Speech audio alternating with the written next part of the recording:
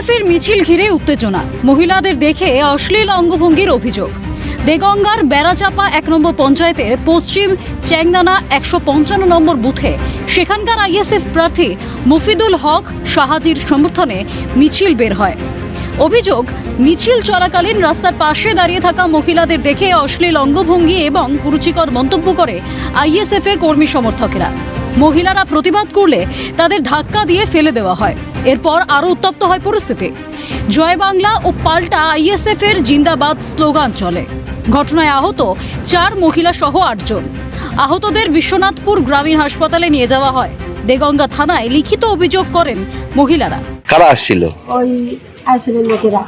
এইবারে আসার পরে এবার ওরা আবার ভালো সব খারাপ খারাপ ভাষা দিয়ে আমাদের এইদিকে একজন লাফ মেরে পড়লো, অনেকজনা লেবে একেবারে ধাক্কা ধুক্কি দিল, কেউ পড়ে গেছে, আমি একজন পড়ে গেছি, ও পড়ে গিয়েছে, কারোকে মরে লেগেছে, কারোর ঘাড়ে লেগেছে, কারোর হাতে লেগেছে। লাগার পরে আমাদের ওখানে আমার ছেলেপুলো সব ছিল, পরে তারাও এসে আবার এদিক সব ওদের আর কি আমাদের এদিকে আর সব টেনে নিল, ওদের আবার খানিক লোক ওদিক সব টেনে দিল। এখানে ওখানে আমরাও সব দাঁড়িয়ে আছি, ঠেলাঠেলি করছে, মেয়েদের ঠেলাঠেলি, অসভ্যতামো, মানে বাজে বাজে ইঙ্গিত, বাজে বাজে কথা, বাড়ির মেয়েরা ছিল তাদের দেখে মানে সে প্রচুর খারাপ খারাপ ভাষা, ঠেলাঠেলি আমরা জায়েদের সব লেগেছে, কেউ পড়ে গেছে, কারো ঘাড়ে লেগেছে, কারো পিঠে লেগেছে। আইএসএফ কে কটাক্ষ তৃণমূলের পঞ্চায়েত সদস্যের। তিনি বলেন, দেগঙ্গাকে ভাঙর করবে বলেছিল, এটাই তার সূচনা। বলবো যে ওরা প্রথম থেকেই যে বলছিল না দেগঙ্গারে ভাঙর করব, এটা তার সূচনা, বুঝলেন?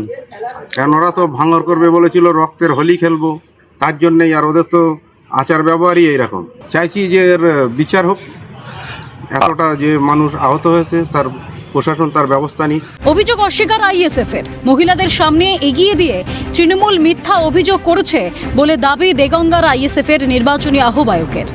দেখুন, এগুলো হলো পুরো মিথ্যা এবং বাউনাটি কথা, কোনো ঝামেলায় হয়নি। আমাদের র্যালি যাচ্ছিল, মিছিল যাচ্ছিল, সেটা মেয়েরা দেখছিল। কিন্তু বর্তমানে এখানকার যে প্রার্থী সে বুঝে গেছে দেগঙ্গার মাটি তার নেই, সে গোয়ারা হাঁটছে।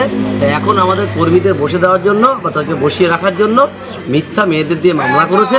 আমাদের পুলিশের প্রতি আস্থা আছে এবং আমরা জানি সঠিক তদন্ত হবে, এবং যারা এই মহিলাদেরকে সামনে রেখে ঢাল হিসেবে ব্যবহার করার চেষ্টা করছে তাদেরকে সামনে আনা হবে। ভোটের আগে উত্তেজনা দেগঙ্গায়, অভিযুক্তদের শাস্তির দাবি। থানায় অভিযোগ দায়ের। পুরো ঘটনার তদন্ত শুরু পুলিশের। উত্তর ২৪ পরগনা থেকে পঙ্কজ বিশ্বাসের রিপোর্ট, ক্যালকাটা নিউজ।